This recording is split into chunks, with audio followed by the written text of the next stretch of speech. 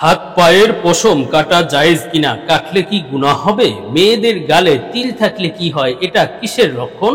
গোপনাঙ্গের লোম কাটার পরেও দুই একটি থেকে গেলে কি নামাজ হবে না? পুরুষের অন্ডকোষের উপরের লোম কাটতে হবে কিনা? নাকের পশম কাটা বা উপড়ানো জায়েজ কিনা? অত্যন্ত অত্যন্ত গুরুত্বপূর্ণ কিছু প্রশ্ন, যদিও লজ্জার কিছু বিষয় আছে, কিন্তু অবশ্যই জানতে হবে। এই মাসআলাগুলো না জানার কারণে অনেকেই ভুল আমল করে থাকে, গুনাহের মধ্যে জড়িয়ে থাকে। এজন্য এই ভিডিওতে এই গুরুত্বপূর্ণ মাসআলাগুলো নিয়ে বিস্তারিত আলোচনা করবে ইনশাআল্লাহ। সুতরাং মনোযোগ সহ ভিডিওটি শেষ পর্যন্ত দেখবেন, অন্যথায় কোনো মাসআলায় ভুল বুঝার সম্ভাবনা থাকে।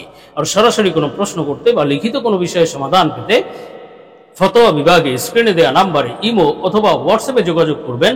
আর ভিডিওটিতে একটি লাইক কমেন্ট করে তারপরে চ্যানেলটি সাবস্ক্রাইব করে দিবেন, যাতে অপর পর্যন্ত ভিডিওগুলো পৌঁছে যায়। তো আমরা সরাসরি প্রশ্নের জবাবে চলে যাই। প্রশ্ন ছিল, নাকের পশম কাটা বা উপড়ানো জায়েজ কিনা? দেখুন, নাকের পশম কাটা অথবা উপড়ানোর মাসালা এটি অত্যন্ত গুরুত্বপূর্ণ একটি বিষয়। অনেকেই এই অভ্যাস করে থাকে যে নাকের পশমগুলো উপড়ে ফেলে। এই অভ্যাস থেকে বিরত থাকতে হবে, কেননা নাকের পশম কাটা জায়েজ কি জায়েজ না সেটা আমরা পরে বলছি, কিন্তু নাকের পশম থাকাটা মানুষের জন্য অত্যন্ত উপকারী। বিভিন্ন ধুলা ময়লা, বিভিন্ন রোগ জীবাণু এগুলো নাকের মাধ্যমে মস্তিষ্ক পর্যন্ত পৌঁছে যেতে পারে, ফুসফুস পর্যন্ত পৌঁছে যেতে পারে। এজন্য এই নাকে পশম থাকা এটি আল্লাহ তাআলার পক্ষ থেকে বান্দাদের জন্য এক মেহেরবানি, আল্লাহ তাআলার পক্ষ থেকে বান্দাদের জন্য এক দয়া। এজন্য এই নাকের পশমগুলোকে কাটা অথবা উপড়ে ফেলা, একেবারে পরিষ্কার করে ফেলা, এটি উচিত নয়, মানব দেহের জন্যই ক্ষতিকর।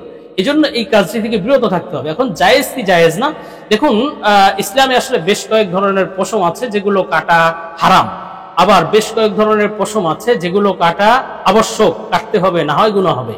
আর বেশ কয়েক ধরনের পশম আছে যেগুলো কাটা না কাটার ব্যাপারে অনুমতি আছে, কাটতেও পারে না কাটতেও পারে। এখন নাকের পশম হলো এই পশমগুলোর অন্তর্ভুক্ত, অর্থাৎ এটা কাটলে যে গুনাহ হবে বা উপড়ালে যে একেবারে গুনাহ হবে, হারাম হবে এমনও নয়, আবার কাটতেই যে হবে, উপড়াতেই যে হবে এমনও নয়। কিন্তু মানবদেহের ক্ষতি হয়, এজন্য একেবারে পরিষ্কার করা যাবে না, পরিষ্কার করা থেকে বিরত থাকতে হবে নাকের পশমগুলো। আর যদি বেশি বড় হয়ে যায়, নাক থেকে বের হয়ে যায়, দেখা যায়, তাহলে আপনি কেচি দিয়ে, কেচির মাথা দিয়ে ছোট ছোট করে কেটে ফেলতে পারেন। যে একটু আগাগুলো কেটে দিলেন, যার কারণে হয়তো খারাপ দেখা গেল না, বাস যথেষ্ট। এক্ষেত্রে আপনার ওই খারাপ দেখাটা থেকেও আপনি বাঁচতে পারলেন, এবং নাকের যে একটা উপকারিতা সেটাও আপনি লাভ করলেন। একেবারে পরিষ্কার করা থেকে বিরত থাকতে হবে। তো আমরা পরবর্তী প্রশ্নের জবাবে চলে যাই। প্রশ্ন ছিল, পুরুষের অন্ডকোষের উপরের লোম কাটতে হবে কিনা?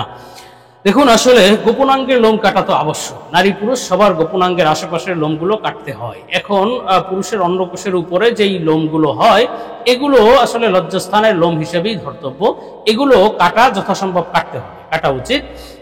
একেবারে ছেড়ে দিবে এটা উচিত নয়। হ্যাঁ, কাটাটা কিছুটা কষ্টকর হতে পারে, সেক্ষেত্রে আপনি মলম ব্যবহার করতে পারেন, অথবা পাউডার আছে, অথবা আরো বিভিন্ন ধরনের কেমিক্যালের মাধ্যমে সেগুলো আপনি পরিষ্কার করতে পারেন। কাটতেই যে হবে এমন নয়, যে কোনো ভাবেই যদি আপনি পরিষ্কার করেন, অথবা কাটতে যদি আপনি চান, সেক্ষেত্রে যতটুকু সম্ভব কাটলেন। একেবারে খুব বেশি যে একেবারে চামড়ার সাথে মিশিয়ে ফেলতে হবে এতটা আবশ্যক নয়। তো আমরা পরবর্তী প্রশ্নের জবাবে চলে যাই। প্রশ্ন ছিল, শেখ, গোপনাঙ্গের লোম কাটার পরেও দুই একটি থেকে গেলে কি নামাজ হবে না? দেখুন, অনেক সময় এমন হয় যে গোপনাঙ্গের লোম কাটার পরে দুই একটি থেকে যায় বিভিন্ন জায়গায়, অথবা কাটা কিছুটা দুঃসাধ্য বিভিন্ন স্থানে, সেক্ষেত্রে কিছু লোম থেকে যায়। এখন এটা থাকলে নামাজ হবে কিনা তিনি প্রশ্ন করেছেন। আসলে গোপনাঙ্গের লোম না কাটলে যে নামাজ হবে না, একেবারেই যদি না কাটে তাহলেও যে নামাজ হবে না এমন কথা সহি। গোপনাঙ্গের লোম কাটার সাথে নামাজ না হওয়ার সাথে সম্পর্ক নেই। হ্যাঁ, গোপনাঙ্গের লোম কাটা জরুরি। রাসূল সাল্লাল্লাহু আলাইহি ওয়াসাল্লাম সর্বোচ্চ 40 দিনের টাইম দিয়েছে। আপনি যদি পারেন সপ্তাহে কাটেন একবার, 15 দিনে একবার, সর্বোচ্চ সময় 40 দিন। 40 দিন যদি ওভার হয়ে যায়, 40 দিনেও যদি না কাটেন, তাহলে গুনাহ হবে, এটি নিন্দনীয়। কিন্তু 40 দিনের আগে কেটে ফেলতে হবে। এখন কাটার পরে দুই একটি থেকে গেলে তাতে কোনো অসুবিধা নেই, সর্বোচ্চ সতর্কতার সাথে কাটতে হবে যেন থেকে না যায়। তাও যদি দুই একটি থেকে যায় তাহলে গুনাহ হবে না, এবং এটার সাথে নামাজ হওয়া না হওয়ারও কিন্তু কোনো সম্পর্ক নেই। আপনি নামাজ সহিভাবে আদায় করেছেন তো নামাজ হয়ে গিয়েছে, সেটা ভিন্ন বিষয়। কিন্তু গোপনাঙ্গের লোম কাটা এটি 40 দিন ওভার হলে এটি আলাদা গুনাহ বা আলাদা অন্যায়, এটার সাথে নামাজ না হওয়ার সাথে সম্পর্ক নেই। তবে এক্ষেত্রে একটি লক্ষণীয় বিষয়, বর্তমানে নাকি বিভিন্ন ডিজাইন আছে, ফ্যাশন আছে, যে গোপনাঙ্গের লোম কিছুটা এক জায়গায় রেখে দেওয়া হয়, এটা কিন্তু গুনাহ। এই ডিজাইন বা ফ্যাশন করতে গিয়ে কিছু অংশ রেখে দেওয়া, এইটা গুনাহের কাজ, এটা করা যাবে না। এছাড়া অসতর্কতা বশত দুই একটি থেকে গেলে এতে গুনাহ নাই, নামাজ না হওয়ারও কোনো বিষয় নেই। তো আমরা পরবর্তী প্রশ্নের জবাবে চলে যাব। প্রশ্ন ছিল, মেয়েদের গালে তিল থাকলে কি হয়, এটা কিসের লক্ষণ?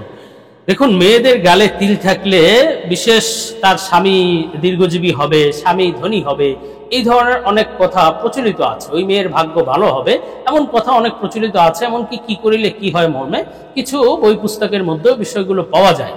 আর হিন্দুয়ানি ধর্মে এই যে তিলের বিষয়ে বেশ কিছু কথাবার্তা প্রচলিত আছে, যে কোথায় তিল থাকলে কি হবে, কপালে তিল থাকলে কি হবে, হাতে তিল থাকলে কি হবে, নাকে, গালে, অথবা কোন জায়গায় তিল থাকলে কি হবে, এই ধরনের অনেক কথা প্রচলিত আছে। তবে ইসলামে এই সমস্ত বিশ্বাসগুলো ভ্রান্ত বিশ্বাসের অন্তর্ভুক্ত, এগুলো অযৌক্তিক এবং এই সমস্ত বিশ্বাসের কোনো স্থান নেই। গালে তিল থাকলে, নাকে তিল থাকলে, কোথায় তিল থাকলে কি হবে, এমন কোনো কথা সহি নয়। তো আমরা পরবর্তী প্রশ্নের জবাবে চলে যাই। প্রশ্ন ছিল, হাত পায়ে পশম কাটা জায়েজ কিনা, কাটলে কি গুনাহ হবে? দেখুন, পূর্বেই বলেছি যে কিছু পশম আছে, মানব দেহের কিছু পশম আছে যেগুলো কাটতে হবে, না কাটলে গুনাহ হবে। যেমন গোপনাঙ্গের লোমগুলো, পশমগুলো, তেমনিভাবে বগলের পশম, এই পশমগুলো কাটা আবশ্যক, না কাটলে গুনাহ হয়। আর কিছু আসে রাখতে হবে, কাটলে গুনাহ হবে। যেমন পুরুষের দাড়ি, তারপরে মহিলাদের চুল, এগুলো কাটা যাবে না, কাটলে তাহলে গুনাহ হবে। আর কিছু পশম আছে যেগুলো কাটার ব্যাপারে এবং না কাটার ব্যাপারে শরীয়ত চুপ থেকেছে, সেক্ষেত্রে আপনি উভয়টি করতে পারেন। এক্ষেত্রে দুইটা মত আছে। একটি হলো আপনি উভয়টি করতে পারেন, কাটতেও পারেন অথবা নাও কাটতে পারেন, উভয়টি জায়েজ। আরেকটি মত হলো না, কাটা যাবে না। যেই সমস্ত ক্ষেত্রে কাটা না কাটার ব্যাপারে শরীয়ত চুপ থেকেছে, ওগুলো কাটা যাবে না। ওগুলো আসলে ওগুলো কাটলে আল্লাহ তাআলার সৃষ্টিকে পরিবর্তন করার নামান্তর, তারা এগুলো কাটা হারাম বলেছে। এই জন্য হাত পায়ের লোম পরিষ্কার করা, এগুলো আসলে মহিলাদের জন্য কাটা তো জায়েজ অবশ্যই। মহিলাদের সৌন্দর্য, অর্থাৎ মহিলাদের সাধারণত ফিতরাত হলো তাদের লোম না থাকা। এই জন্য মহিলাদের এই সমস্ত জায়গায় হাত পায়ের লোমগুলো অথবা বিভিন্ন মোচ হতে পারে মহিলাদের, এক্ষেত্রে যদি বেশি হয় এবং খুব দৃষ্টিকটু হয়, তাহলে তারা কেটে ফেলতে পারে বা পরিষ্কার করে ফেলতে পারে, উপড়ে ফেলতে পারে, এটা জায়েজ। তবে পুরুষের জন্য এই কাজটি করা থেকে বিরত থাকতে হবে, যেহেতু ইখতিলাফ আছে। আর হালাল হারামে ইখতিলাফ হলে হারাম বিষয়টি প্রাধান্য পায়। সুতরাং আসলে যদিও হারাম একেবারে হারাম বলা যাবে না, এগুলো কাটা কিন্তু অনুত্তম অবশ্যই বলা যাবে।